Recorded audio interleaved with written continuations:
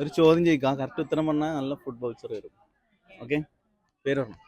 സമീറ, അഷുറ, ഇഷ്റ, ഖദീജ. ചോദ്യം ഒറ്റ പ്രാവശ്യം പറയൂ, റിപ്പീറ്റ് ഇല്ല.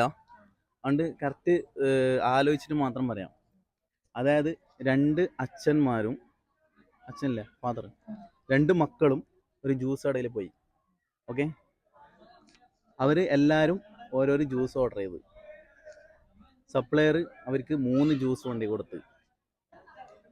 എങ്ങനെയായിരിക്കും 3 ജ്യൂസ് വന്നത് എന്നാണ് ആൻസർ പറയുന്നത്.